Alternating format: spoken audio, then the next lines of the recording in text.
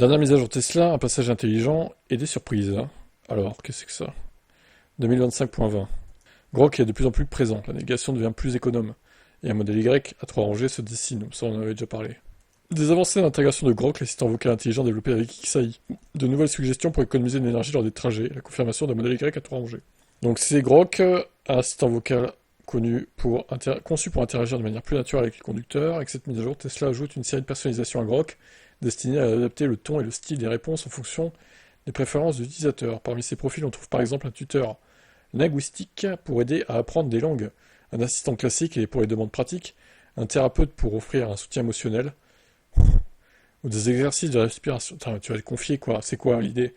Les IA vont devenir nos psys en fait? Vraiment? Ça va être ça? Non mais sans déconner, on va où là? Je suis sûr qu'il y a déjà des gens qui utilisent les IA, ChatGPT et Grok pour se confier et faire comme si c'était des psys quoi en fait. C'est grave. Franchement c'est grave. Confiez-vous à un vrai humain en fait. Pas à une IA, bordel. Certaines versions sont plus originales, comme une version romantique ou une autre plus provocante, ou encore une version humoristique et décalée. Il existe aussi des modes dédiés aux enfants avec des histoires et des jeux de questions-réponses. Le code source contient également des icônes associées à chaque profil, bien que leur signification soit parfois difficile à deviner sans le nom. Bien que la date de lancement officielle ne soit pas encore connue, ces ajouts indiquent que Tesla se prépare à rendre Grok disponible prochainement. Toutefois, cette fonction pourrait être limitée aux modèles récents équipés de matériel AMD, car les anciens modèles Intel ne seraient pas compatibles au lancement.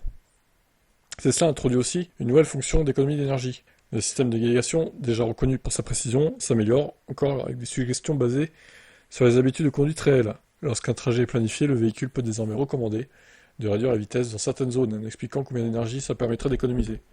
Jusqu'à destination, ça c'est pas mal, ouais. Enfin, le code de mise à jour révèle la présence d'un modèle Y à 3 rangées de sièges. Bon, elle a été annoncée pour fin 2025, ça on sait. Voilà, de toute façon, il y a Grok, autant l'utiliser, oui. C'est bien la société d'Elon Musk qui le développe. Donc c'est normal que ce soit dans les Tesla à terme. Ça paraît logique. Maintenant, est-ce que vraiment un assistant vocal IA c'est nécessaire à 100%? Moi je dirais que non. On peut très bien se débrouiller tout seul.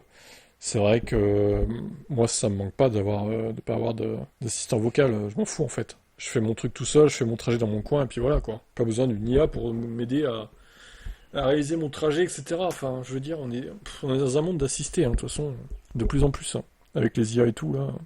Bref, qu'en pensez-vous?